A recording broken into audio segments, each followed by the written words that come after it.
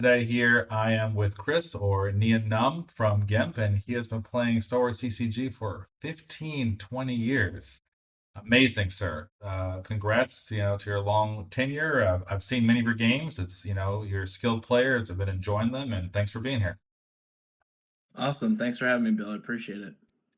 Great. So, yeah, I think we should get started. Let's kind of go to the decks. Okay.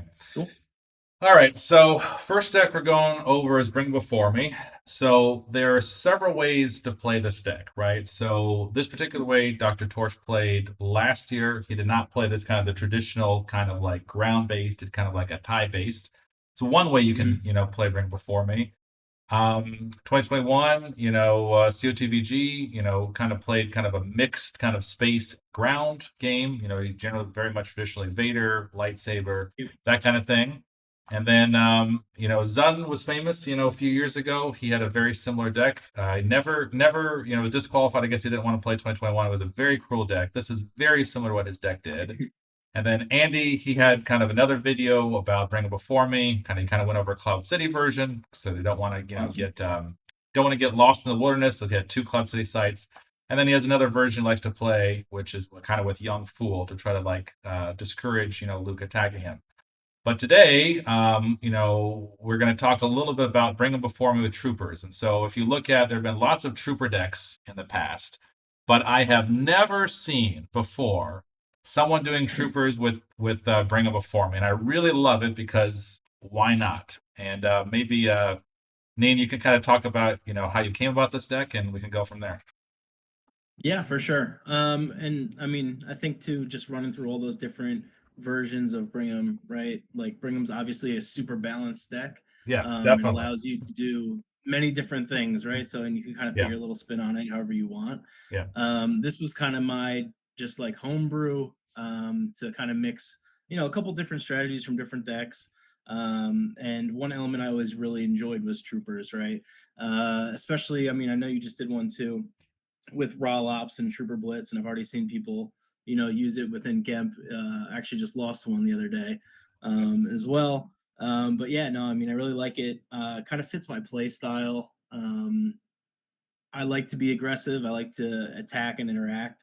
To me, that's like the most fun part of Star Wars CCG. So a lot of my decks are usually very interactive. I don't really like sitting back and just like draining or pinging and whatnot and kind of just like slow playing it. yeah. So this kind of like helps me fulfill that need as well. And yeah, I kind of came up with it a little bit of a homebrew.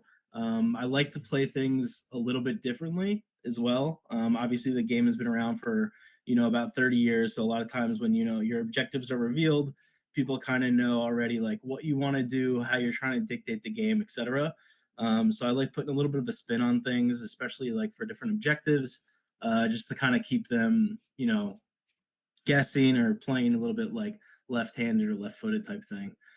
So it's kind of like how I came up with this. And then from there, I saw some success with it, so I've tweaked it a little bit, and yeah, I had a pretty good run in last year's Death Star 2 tournament with it, so I kind of stuck with it. Love it, love it, and I'm much the same way. You're right. We have a lot of established decks, and we need to mix things up. And to the challenge thing, can you mix things up and still have a deck that's effective and somewhat balanced? And no, troopers can be very effective. They can be very fast. And it's one thing I liked about your deck was kind of you have kind of like the, generally more deploy cost Vader. Okay, yes, he's a little bit cheaper. You deploy to Endor or whatnot, but you also and kind of like standard Emperor whatever. But you have the speed of the troopers, and you have Karita, so you need to get a trooper back. I kind of love it here. So it sounds like kind of trooper package. You have, I guess it looks like five troopers. It looks like five troopers, Yeah. two tactical supports, kind of, and then two kind of trooper assaults. It looks like so, kind of like I guess like the minimum viable product, right? Because there's like one third Death Star trooper you could have done, but he's not as impactful, right? This guy adds Yeah. one battle destiny. This guy adds one battle destiny total. And Right. of course, Droslin combines well with Iroh, and then Barrack obviously is devastating if you get him off, right? Reducing attrition and total power. It's really, really bad. So, yeah, I guess like kind of go over then like your choices, like like what made you stop at 5 versus going 6 or 4? And, Yeah. you did, yeah, help me understand that a little bit here. For sure. I think in earlier iterations of this deck build, I definitely had like probably between like 6 and 9 different troopers. And then the more I played it, the more I realized I didn't need as many. Right, I was getting a lot of my hand would get constipated at times, trying to draw up to see like what other play lines and everything I needed. So I guess I could start back to I guess my overall like strategy with the deck, and that kind of like helps set up how I came to these troopers. Um, so generally, I mean, obviously there's a bunch of different versions of Brigham, but one strong one is kind of park Emperor at the throne room to use Emperor's power, get some space going, and add destinies everywhere. Personally, I like using Emperor as an aggressive card, right? I don't like him not being out of battleground, especially in Death Star 2, right? Where people are going to play honor. Yep. So to me, I like getting him out early at usually, let's say, like Cloud City Docking Bay. You're going to get the activation bonus right away for mob points, which you're not going to get if you have him at the throne room, right? It applies early pressure to the light side as well because you're already going to be setting up, an initial drain come turn two. Um, so I really like putting him out there first, and also he's strong enough where he's going to be able to hold the site for the most part. Yeah, you're giving them access to attack early with Luke, happen as much as you would think, but also my idea here is to them. I kind of want to dictate to them instead of letting them dictate the game to me, right? Where I want them to be on the ground because ultimately I want to go ahead and attack them and then spill over damage that way. So yeah, if they come down early with Luke, I do play 2 barriers. If not, let's say he is able to clear out Emperor first turn. I usually have a pretty strong counterpunch after that, whether it's going and grabbing some troopers or having Vader or Mara or whatnot, or some of the bounty hunters as well, right? So the whole idea here is to get them on the ground, and then wherever they are at on the ground, go ahead and pounce and attack them there, while establishing and holding battlegrounds, right? Because once again, honor is so powerful in Death Star 2, right? So if I'm able to get Emperor to a battleground, let's say Cloud City, he could usually hold that. And then let's say I could get Mara or Vader out early too. I know some people when they play Brigham, they like kind of holding Vader until Luke gets deployed, and then they kind of go after Luke that way.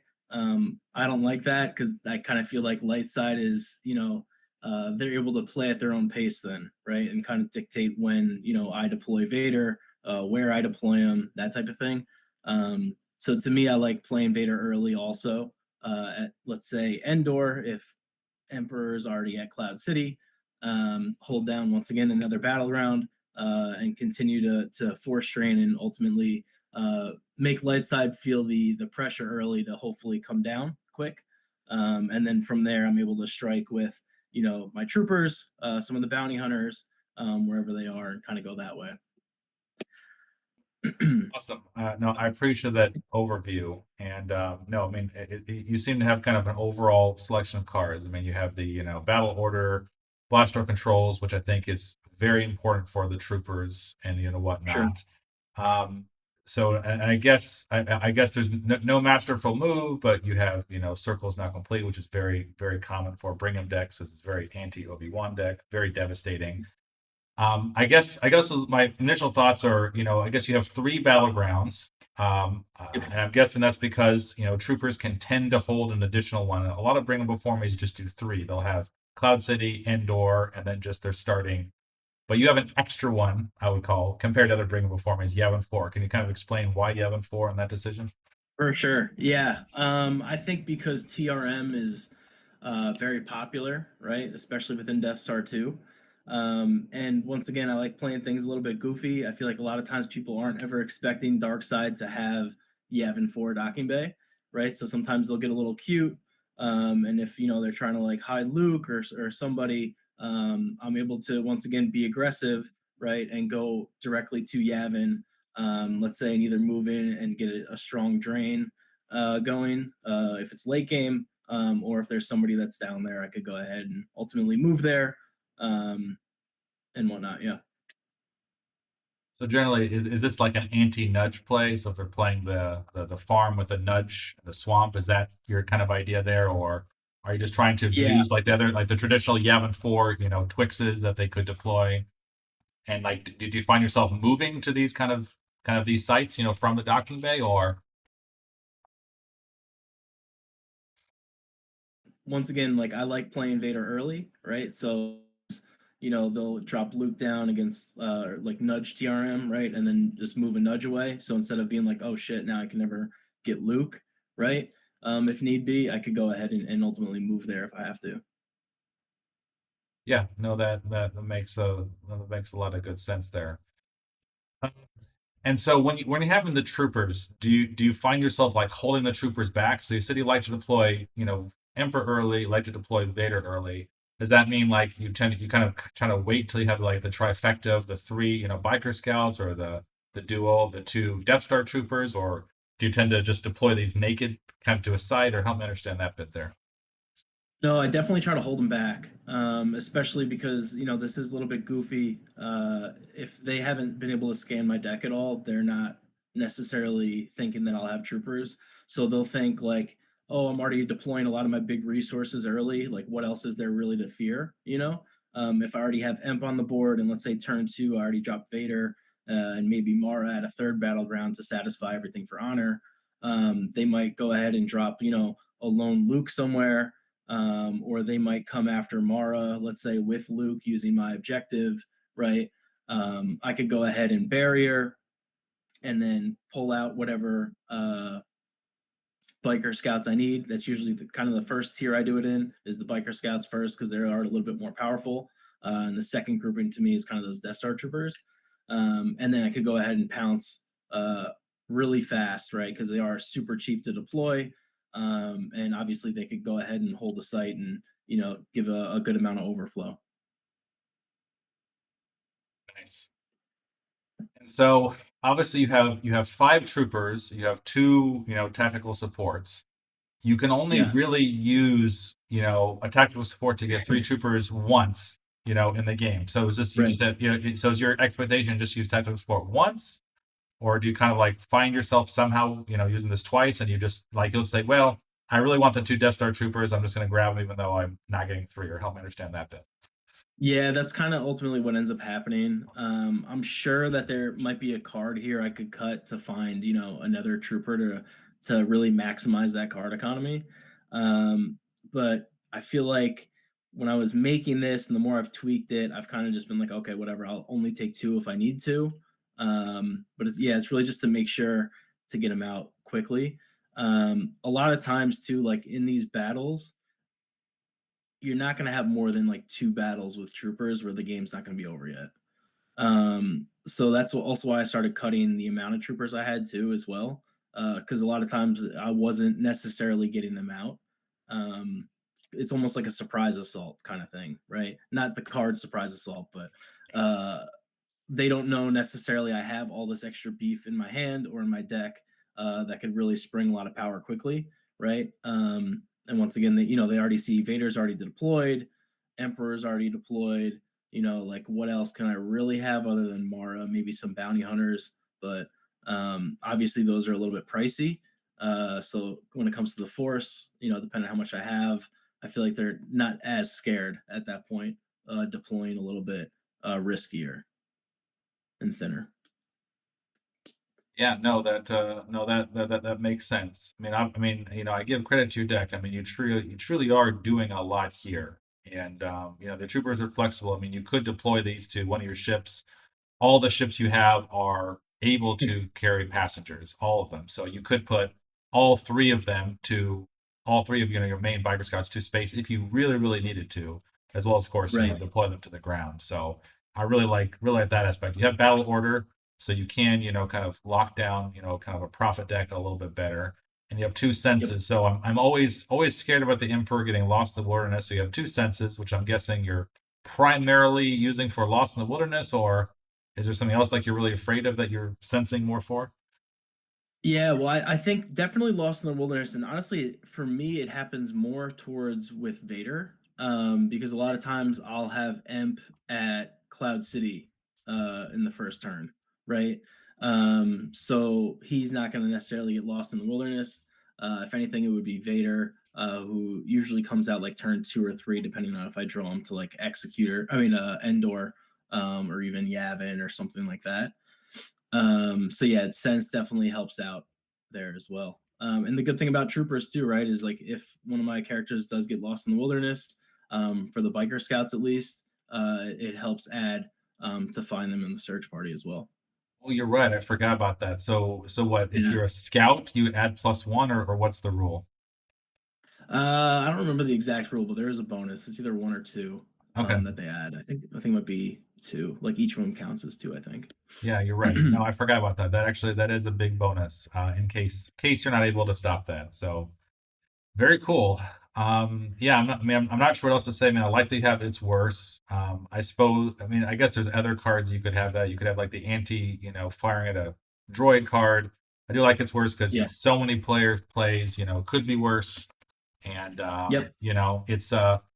it's personally hard for me to hold on to this, but I have seen it win games. So kudos to you for including it there for sure. And Yeah, I think that's one of my last cards probably in the deck, and I go back and forth with it. I think eventually I dropped one of the third Death Star Trooper for it, if I remember correctly. And honestly, that's just because a lot of the field, especially when you play in these tournaments, you do face like a lot of training decks or like those turtle light side decks, right? That might not want to be as interactive or very space heavy, right? And usually a lot of times they'll play it could be worse. So if they're just trying to do that to satisfy, one of my drains or something, it's nice to hit. Once again, a little bit of a surprise aspect to hit them with that. And also, I do play Janice, right? So I could always, recycle that back in my deck, and it is a 6, right? So it is nice. Big fan of having high destiny at all times. So yeah, I really like that. I also really like always thinking with your stomach. I feel like that card isn't used as much on the dark side, right? As Lost in the Wilderness is used in light side. Um, so yeah, once again, a little bit of a surprise aspect.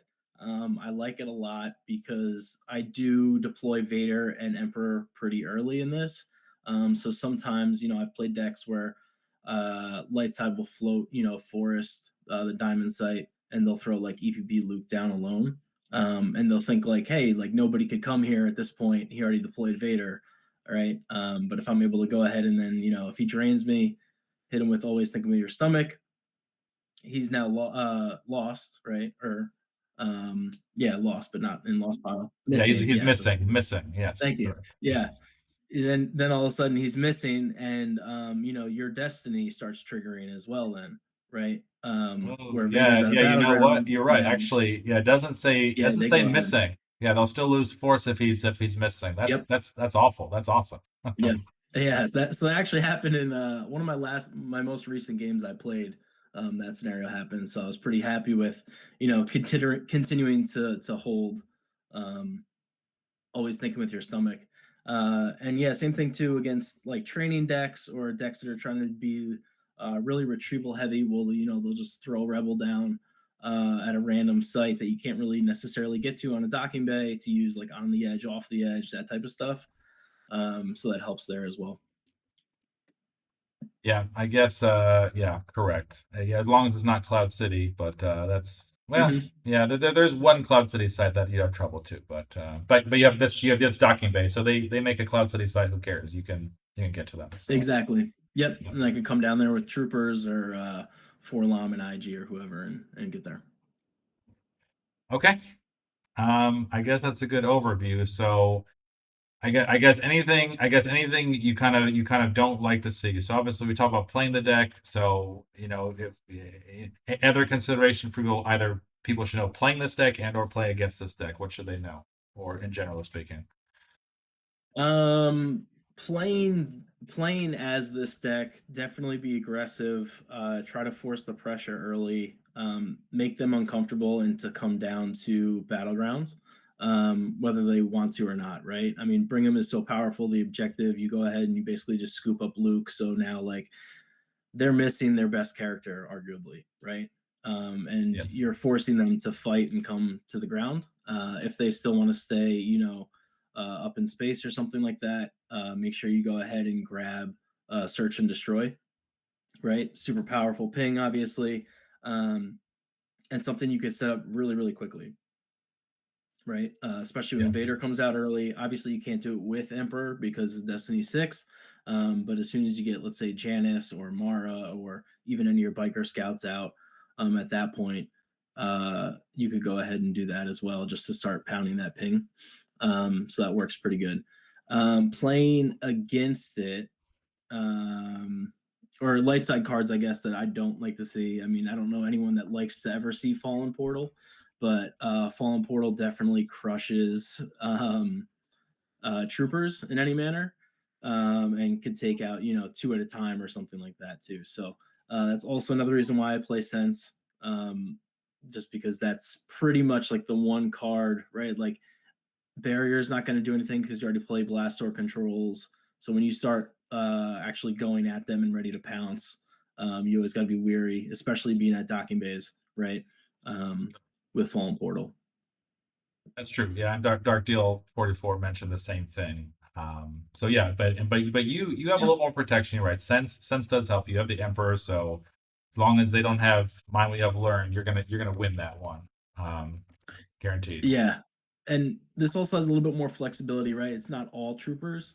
So yeah, even though let's say they do get you with Fallen Portal and they do knock out some troopers and you do lose a battle, it's not the end of the world. You could always retrieve, right, with Karita.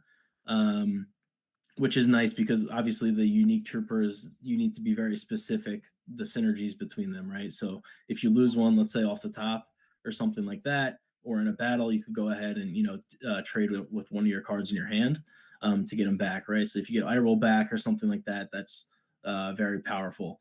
But yeah, even if you go ahead and you lose some troopers, you still have a lot of beef, right, in terms of your bounty hunters and IG and Forlom. You also have Mara, who obviously packs a punch, and then obviously Vader as well, right? So you still have a lot of beef, even if you do get portaled at some point. Yep, I agreed. I like the flexibility of it. So obviously, you bring him before me. It's about you're trying to capture Luke. You're playing it straight. You're trying to capture as quickly as possible. If you can get lucky and make him missing, great, wonderful, fantastic. Otherwise, you're losing one force a turn from the flip side of this card, right? It makes Yep. you lose one. Mhm. So how do you choose, kind of what to lose? Like, are you like if you have duplicates, do you lose those first?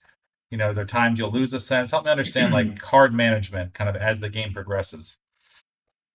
For sure. So I think it's also important too, like you don't necessarily have to get Luke either, right? Like if Luke is alone at a site where he's only draining for one a turn, it's the same as if you pick him up, right? So you Okay. might not necessarily choose to disrupt your board control, to go ahead and scoop him up to still also just lose one a turn, right? That also gives you flexibility with always thinking with your stomach, right? If he's at an exterior site and he's draining for one, there's no reason for me to go ahead and chase him with Vader, right? If I could just go ahead and always thinking with your stomach him, make him missing, and then the next turn he loses three, right? So it's a pretty big swing. Um, but obviously, there definitely is times where you're going to go ahead and scoop Luke, especially if they're kind of doing the reoccurring Luke, zombie Luke stuff, right? Where every turn they're just redeploying him for lost pile and attacking somewhere, right? Obviously, that's very tough to keep hanging on. So you could go ahead and scoop him up there as well. But ultimately, I think it comes down to the matchup of what you're playing against, right? If you're playing like a heavy space deck, you're not going to go ahead and toss search and destroy, right? Um, or something like that. But if you're playing like a heavy ground deck, or like a different MNT, you're probably not going to use search and destroy much. So that might be a card that you could go ahead and ditch, depending on what you started. If you started Serial Plans or not, right? If you're playing against a deck that has On the Edge or some kind of retrieval, you're not going to want to ditch Secret Plans, right? But if you're not playing against a deck that has retrieval, you could go ahead and ditch Secret Plans. Monarch, even. right? It kind of just depends on who you're playing against and the matchup, right? If they're not coming down, there's no reason for me to hold Force Lightning, right? So you can start that way as well. It makes perfect sense. One issue that I personally run into is like cards that gets worse because if I haven't seen their deck, they could have a it could be Yeah. worse. They've never seen before. So this is a very situational card. I mean, okay, you can Hmm. play to increase loss by force.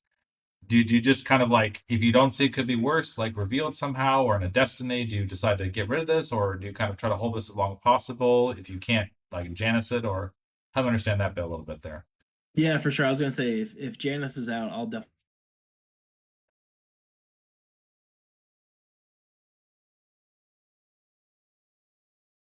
Uh, yeah, I mean, it's not the most important card. It's very situational. But if you're able to see their deck at all, or if you know like what they're playing, right? Like training's probably gonna play it. HBX at some point's gonna play it. Profit plays it a lot. So a lot of decks play. It could be worse, right? Um, if it's early game, I'm not gonna hold it, right? But if it's like getting later and later in the game, especially when they're able to start cycling, it could be worse, right? And then it starts getting very difficult. That's going to be a card that I want to hold for a knockout punch for sure. Makes sense. And help me understand point man a little bit. So obviously, people tend to use this as an anti, order to engage. Now, Yeah, strictly speaking, you could use alter for order to engage. Is the fear yeah, just that they'll recycle order to engage from wise advice and they'll just they won't like, it won't actually, go away for very long, and that's why you chose to do a point man instead of two alters, or how do I understand that a little bit? yeah. So I think I played around with this a bunch. At a time, I ran two alters. At a time, I ran one altar and no point man. And I felt like I would get in situations where I would be stuck, right? Where like either I had to choose what effect I wanted to alter. Let's say they're using like bargaining table, right? And they have order to engage out. I only have one alter, so even if I use it, and let's say they're not using, there is no try. I still have to get that alter back to alter the other effect. Point man's a 5. I could cycle with Janice. Um, so yeah, I generally like to use point man to cancel order to engage if possible, and use my alters for either helping win sense alter battles, or altering other effects, Gimmer or bargaining table, that sort of thing. Yeah, makes Gunite, sense. Yeah, right? no. Oh yeah, Gunite. Yeah, Gunite. Yeah, that's true. That can if you don't get Vader out, this can delay you for sure. So Yeah. all right, cool. Well, I guess that's most of the kind of the questions I had here. Presence of the Force. I've seen some decks use this. Are you? I mean, where are you putting this? Like at the Death Star tooth, docking bay. Because you don't want to move the Emperor, or because you want like two places, or do you just like double up on like Cloud City docking bay? Or help me understand how you typically use this one. Yeah. It's a very versatile card, right? I feel like for the most uses, if I draw it early and I'm still trying to apply as much pressure as possible, especially if it's like against, one of the light side turtle decks, I like using it to like beef up a drain, right? So let's say I have, I don't know, Janice at Cloud City docking bay with Emperor. I could go ahead and throw it on there. Now it's a drain of 3. It's versatile enough where, let's say, for some reason I don't have enough battlegrounds to satisfy honor, I could go ahead and make a battleground with it, right? Um, or if they're trying to lock you down, with HBX, right? It just gives you another site that you could drain at, by converting it to a battleground as well. So I just like the versatility of it. Makes sense. I mean, you already have kind of the Yavin 4 docking bay is kind of an anti kind of nudge TRM or anti TRM in some ways because you can grant access to the throne room. Yep. Have you ever found yourself using presence on a Yavin opponent's Yavin 4 site to kind of like get a mega drain or deploy there without having to use Mara or Yeah, just I it doesn't happen as much, but I definitely did it probably a couple weeks ago. I lost the card early off top and it happened to be Yavin 4 Docking Bay. So then luckily I had Presence of the Forest, so I just used that later on. But yeah. nice, nice. All right, cool. Um, think that's most. I mean, most of the cards you have are pretty standard. Big coward. It's about anti-turtling decks. I mean, I could go about all these cards, but Yeah. I think it's obvious to anyone who's played for a while. And any other thoughts you want to share before we move on to your next deck?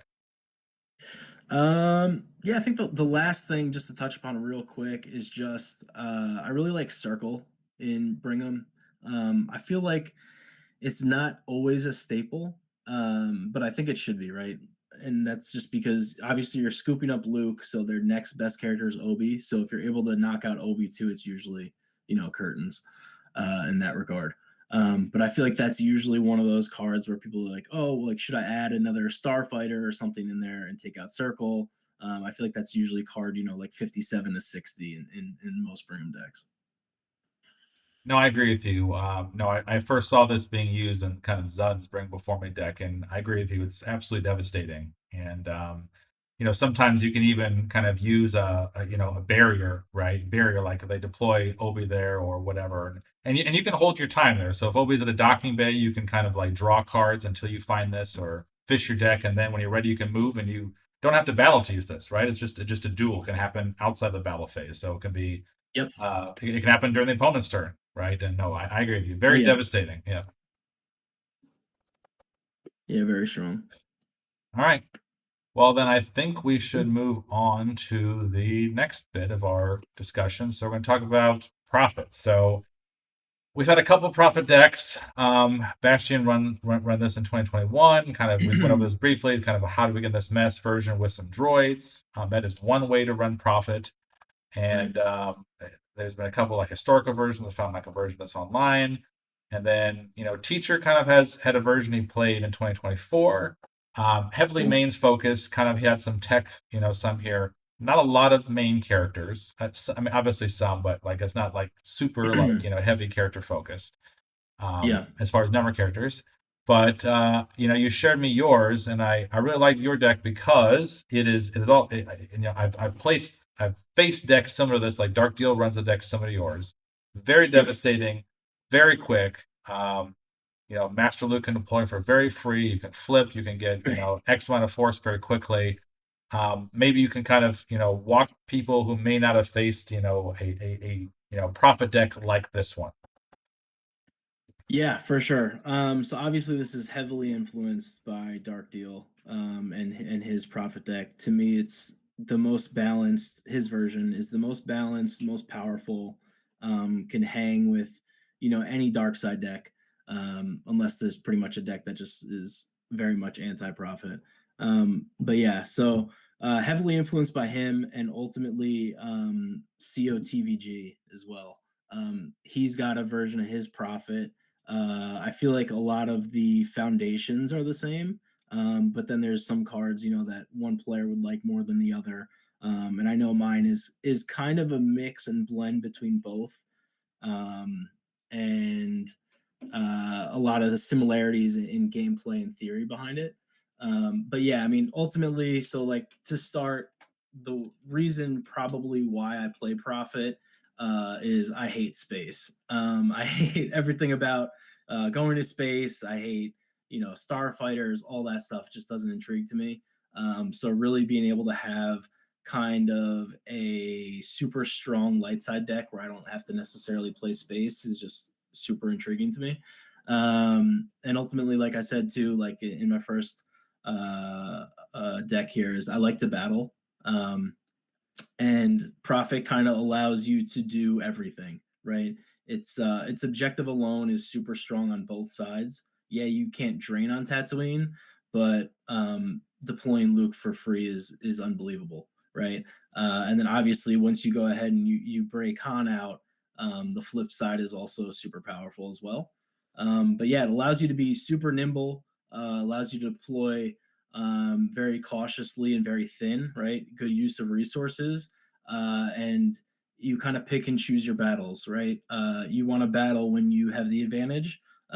When they come down and they think they have you in like a big beat town, you either barrier or you dodge and run away, and then come back, with a super strong counterpunch, right?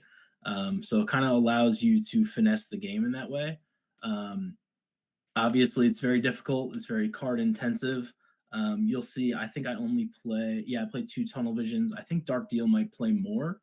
Um, but that's kind of with profit. There's almost a saying of like you're always one card away from like doing this like masterful combo that you need to do to set something up. So tunnel vision is obviously huge, allowing you to pick and choose that card that you need at the right time, which is nice.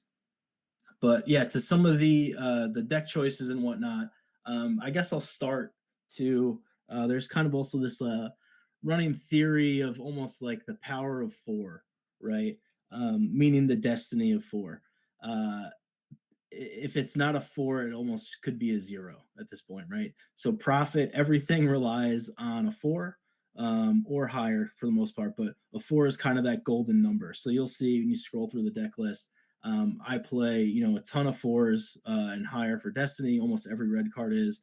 There's going to be some that are lower, and that's kind of just because those are staples in the deck, and it's like I kind of need those. But if you run into somebody like COTVG, I'm sure, over half his deck is probably a four, if not higher, for Destiny. And the reason is this, right?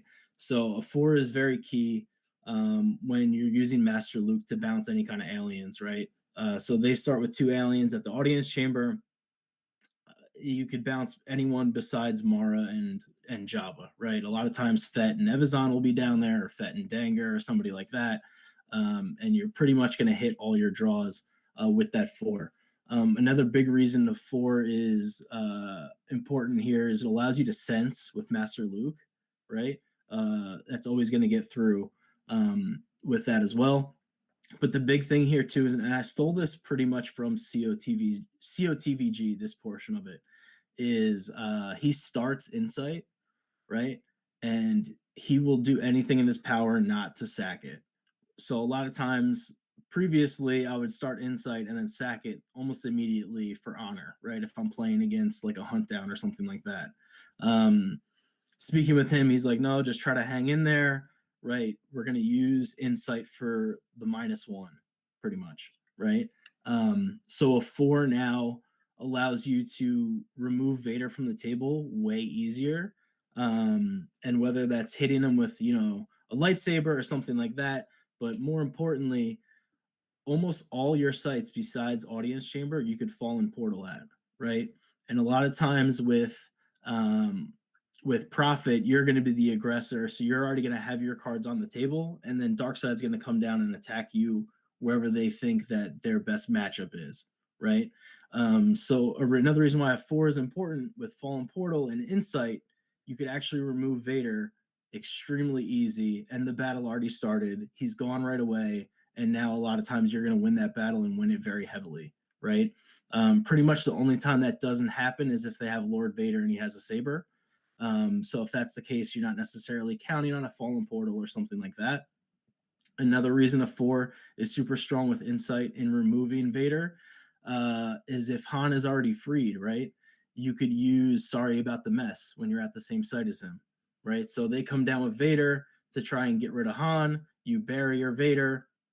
Your turn. You Sorry About the Mess, Han or Vader with Han, right? And you could draw four because Sorry About the Mess adds an additional one, right, when you're firing with Han.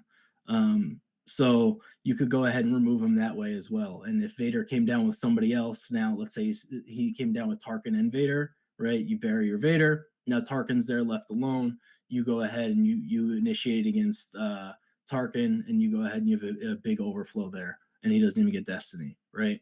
So I think that's super sneaky. So you'll see a lot of the interrupts that I play for the most part are fours or higher, except for the staples.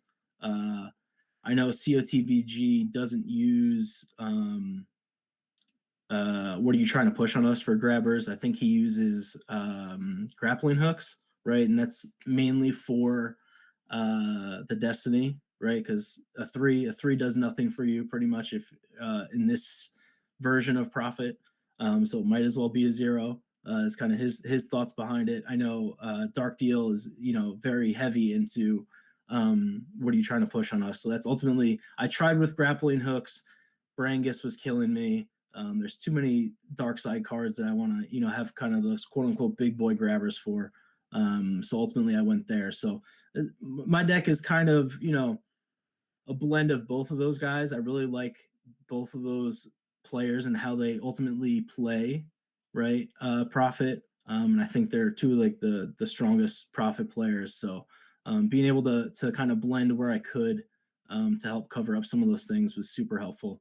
I know Dark Deal kind of has this R2 package that I like as well. So I have that in with R2 and a gift, right? Helps. I mean, yeah, you get you move them in as a spy, right?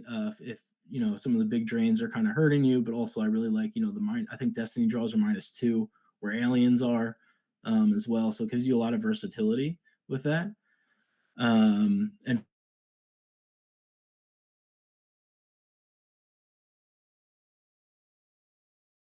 passage package, Mhm.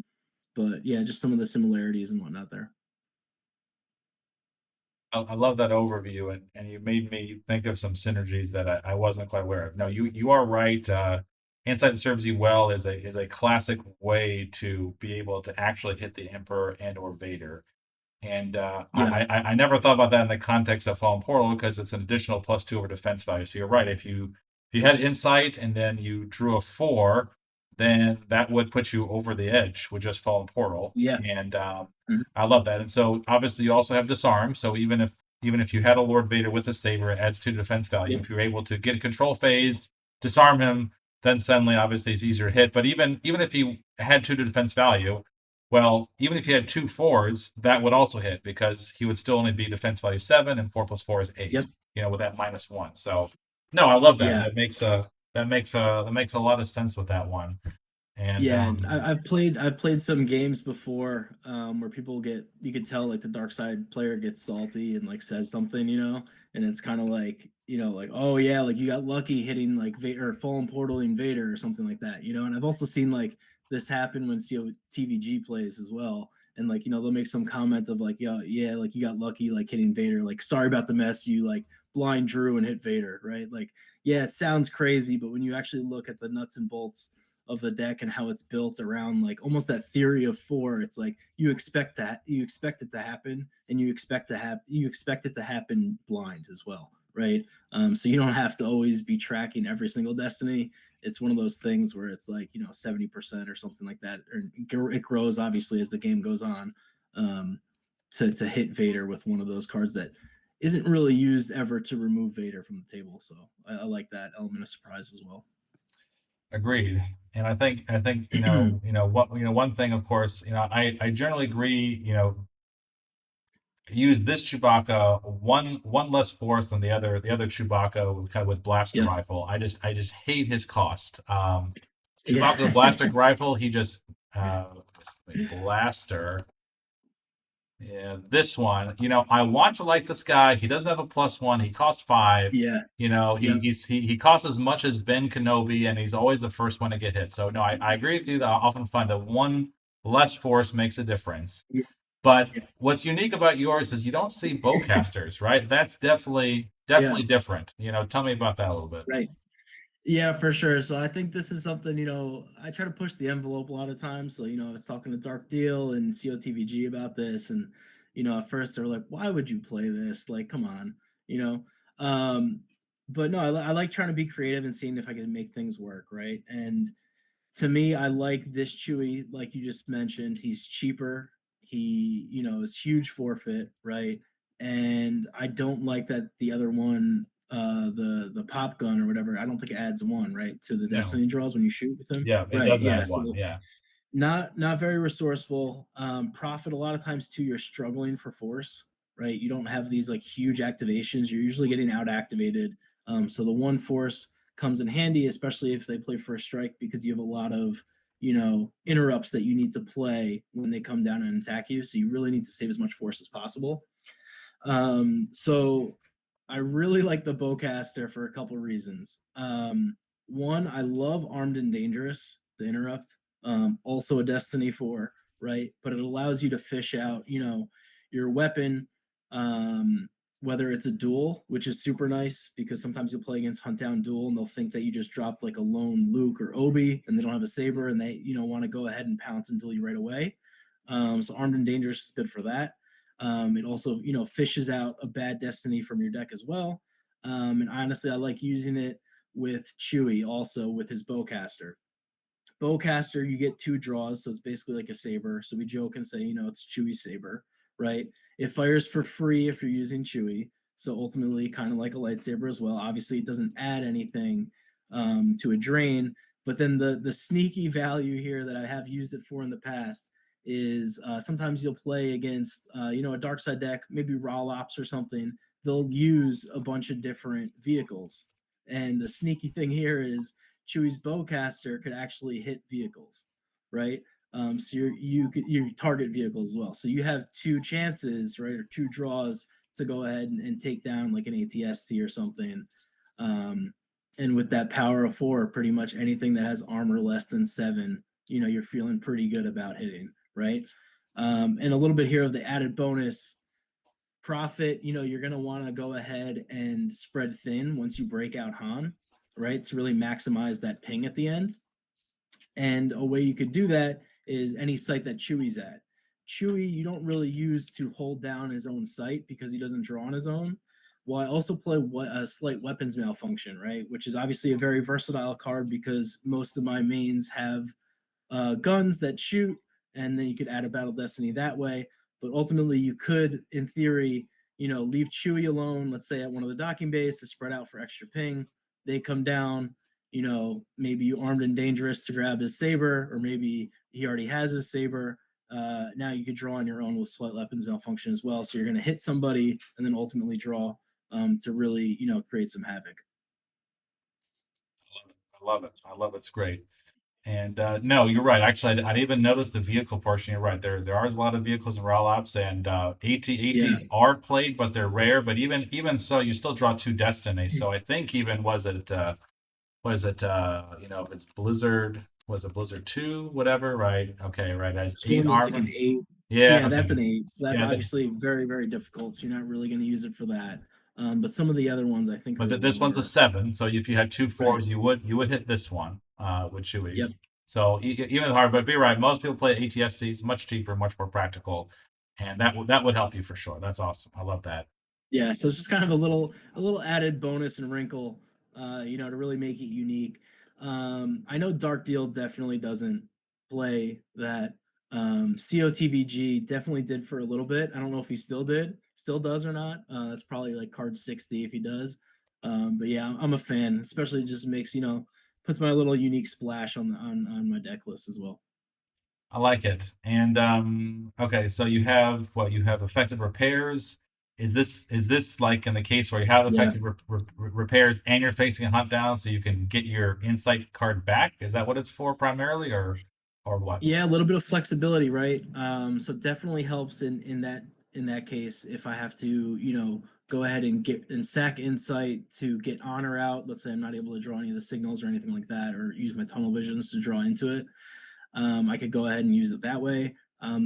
There's a lot of super important effects in this deck and the way I play it. So something like, or the same thing with Dark Deal and COTVG, order to engage in Gimmer, right? Um, that's a card intensive combo, obviously. So sometimes you might lose one of those things early on off the top, or you might not.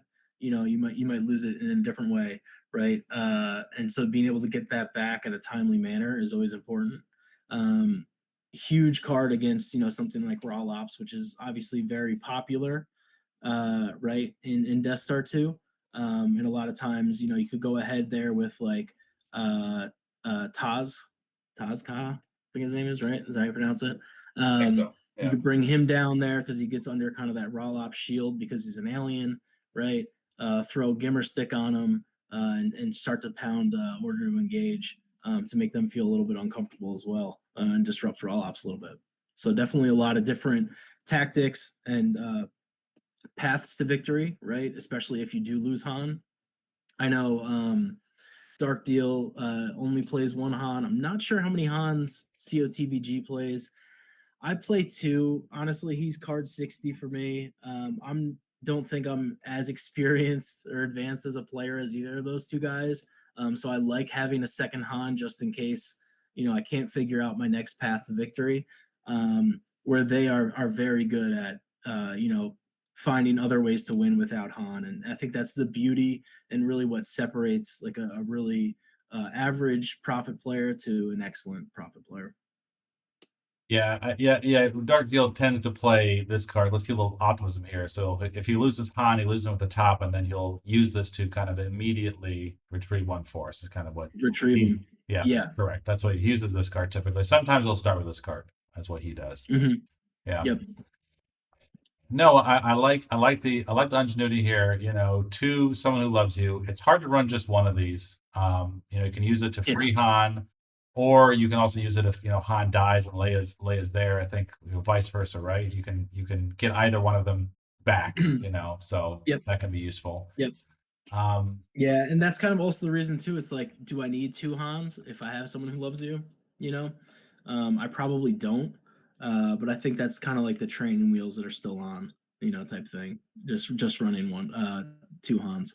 yeah, no, I understand, and there's some practicality. If you have two Hans, you can have them instantly. But you're right, it's another one. So yeah, maybe there's some tweaking there could be done.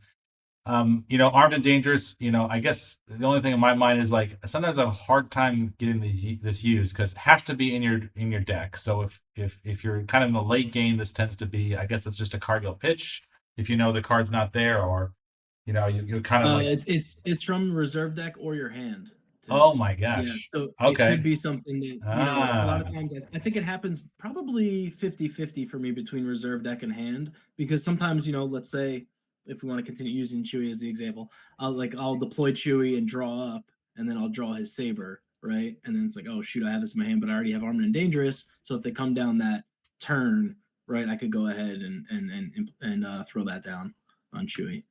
So yeah, it's hand or reserve deck, which is pretty okay. strong. And do you find yourself, wanting to, even if you had, like Chew's bowcaster or one of your lightsaber? I guess more the bowcaster doesn't add. You want to just deploy Chewie Right. solo, and then they think you're unprotected, and then suddenly you have this kind of that surprise element, even though you're going to lose one force to do it. Yeah. For sure.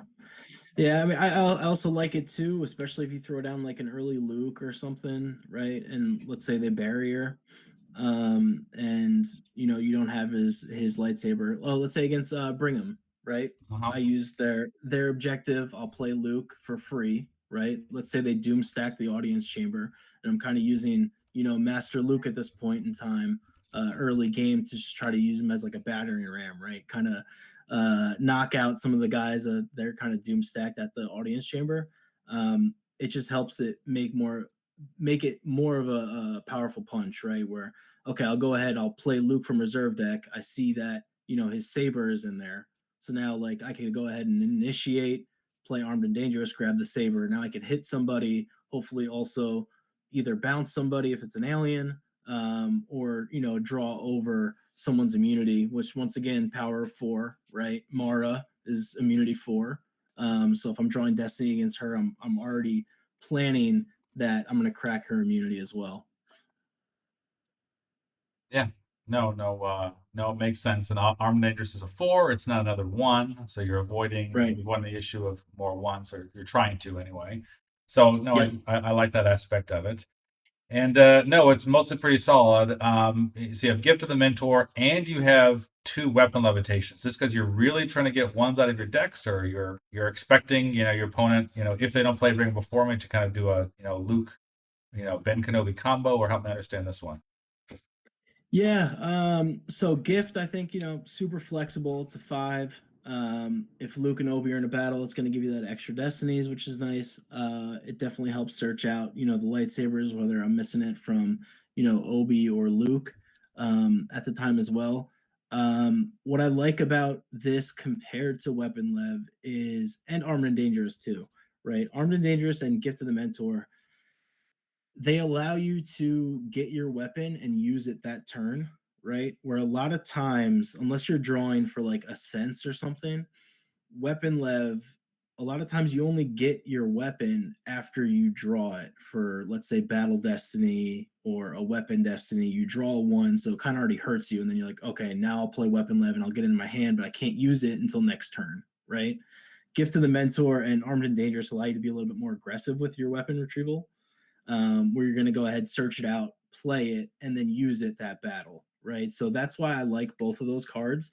That being said, Weapon Lev to me, I don't think they should be compared, right? I think they should be looked at as different, right? If you want to compare a card, it could be Armed and Dangerous and Gift of the Mentor. I think those two align a little bit quicker or closely. Where Weapon Lev is just so powerful. Like honestly, the take a weapon from used pile is like might be the worst ability in that, right? It's so strong to remove, let's say, Mara's stick, right? Or one of the Vaders besides EPP Vader, obviously, right? Really helps you against Lord Vader to bring his defense value back down to where you're going to be able to hit it with, a Fallen Portal or something of that nature, right? And obviously, the one slept on ability, which is super powerful too, right? I think it cancels Yab as lost, right? Yep. Yeah,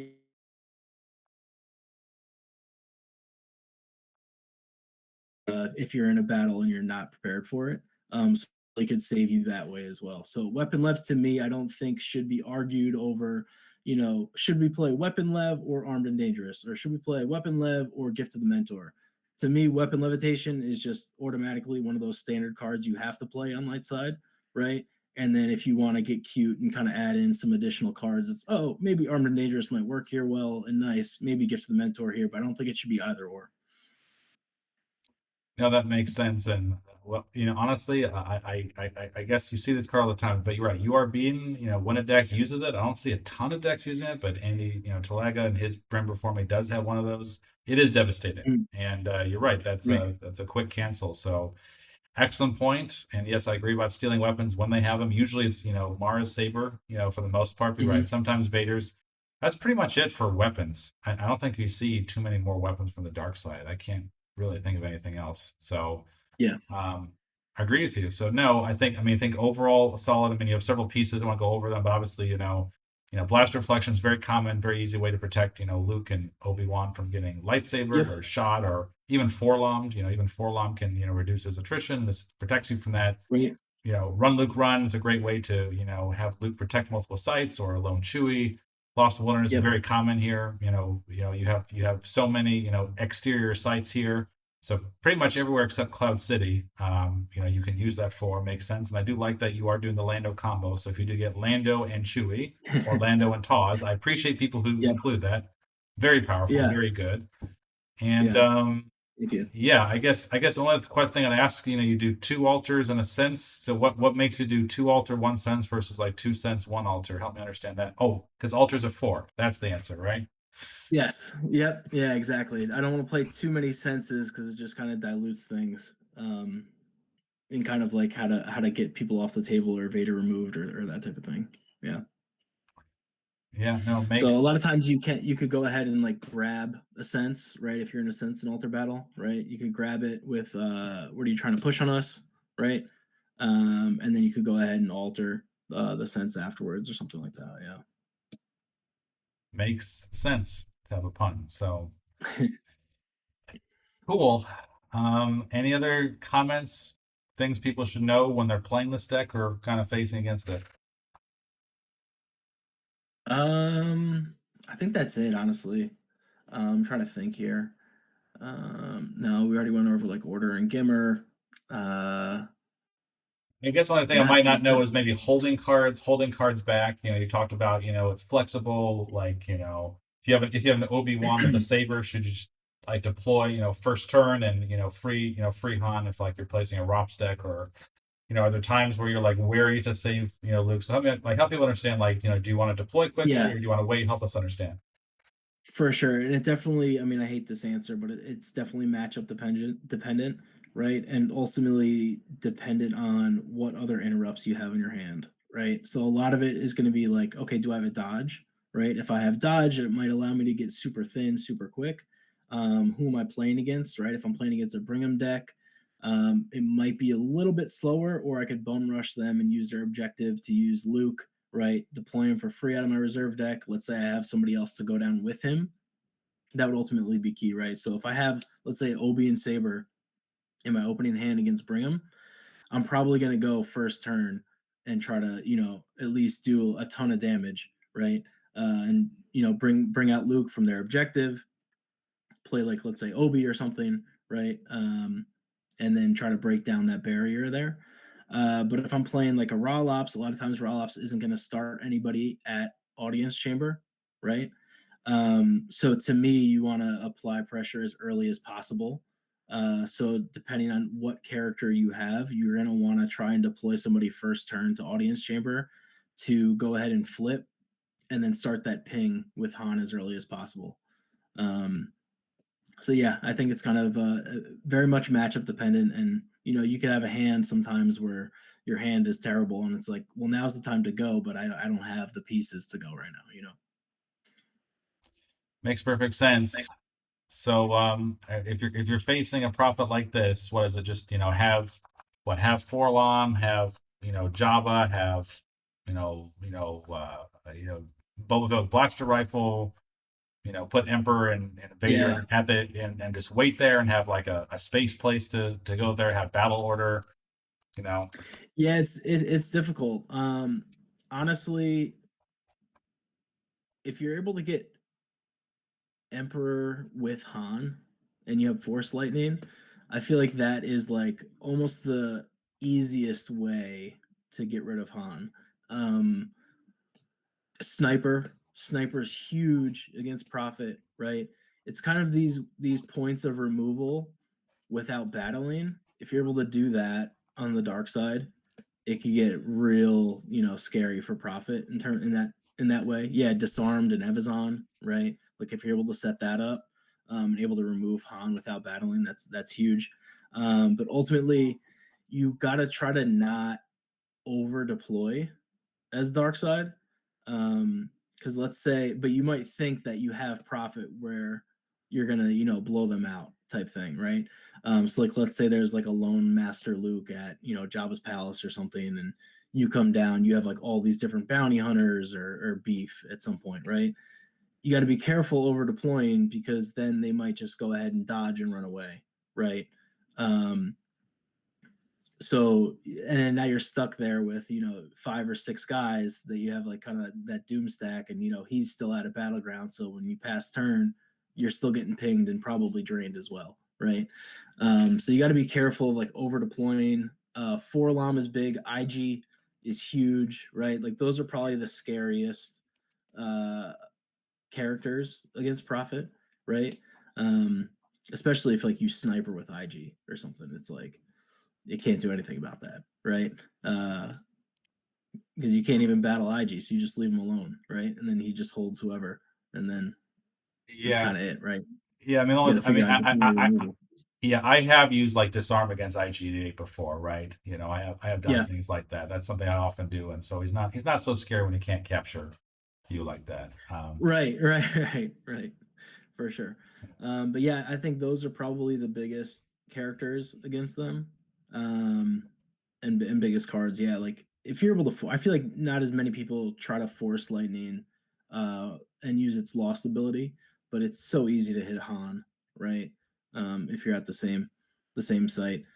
So if you're one of those people that likes to deploy Emperor early, at audience chamber, I would highly suggest having a force lightning ready for if and when they try to break out Han. Let's say they deploy Leia, and they play someone who loves you or something. Like just get ready to burn Han pretty much. Yeah, you're right. I've never seen them do it. I think usually because that's the only situation where typically you'd have an opportunity. You'd have to free him all of a sudden, and then you'd have to like have this and have sufficiently high destiny, which I guess admittedly with the +2, it's not that hard. But no, I don't see that very much. So good point there. That's true. But of course, like you said, even if they get rid of Han, you have a second copy, or if you use, let's keep a little optimism here. Even if you lose Han, it's not the Yeah. end of the day, right? So you can deploy your Cloud City. If they have a planet, you can deploy this. Yep. So, The Prophet, spaceport, yeah. yeah, So it yeah, does give you the extra layer of not being so dependent, right, upon Tatooine. So that's why I like Cloud City. and obviously the bonus there too with Lando and an alien, so that helps also give you a little bit of an advantage. Spaceport docking bay is super good as well, right? So you could go ahead and play or versatile. You could go ahead and play that Terralator too. Obviously, when people play Rolops, they kind of only have those diamond sites that are good for them or beneficial for them, right?